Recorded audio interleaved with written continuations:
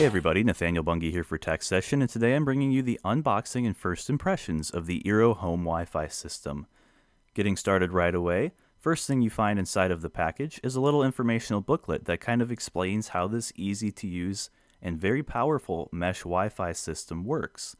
It's got a little bit of advertising in there, but in general, I would recommend giving it a quick read through as it does have some important details. Continuing on with the unboxing, we have a eero custom Moleskine notebook, which is kind of cool.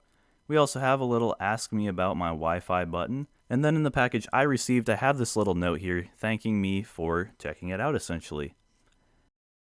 And we'll get right to the unboxing by taking a tour around the box. You see a couple informational details on the back, and on the front you have your three eeros laid out next to each other, just like how they are inside of the package.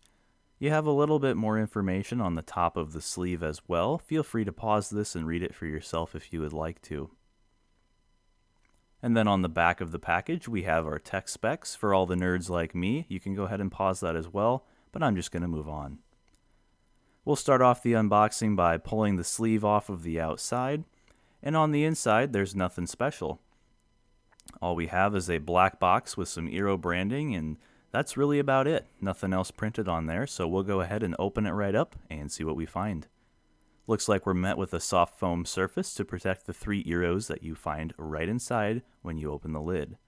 It's very easy to unbox these as well. There's a little tab you pull and the eero will lift right out of the package.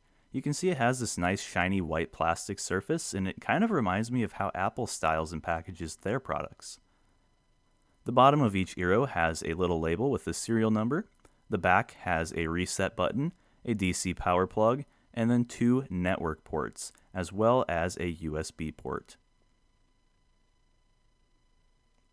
Pulling out the blue card under our first eero, we see a little bit of information telling us kind of how to get started with the system. It's pretty simple. You just download the app, and if you need help, they are there to help.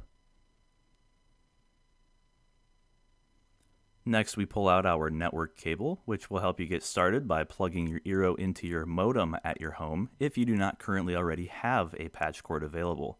It's styled pretty similarly to the power brick, which also matches the rest of the eeros with this nice white theme.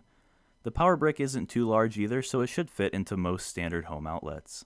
The power plug does have the DC plug on the end, which will match up to the back of the eero. Now, both of the other eeros are packaged similarly with their own cords, so I'm not going to go over that either. Hope you enjoyed the video. Thanks for eero for sending these out to review. See you next time.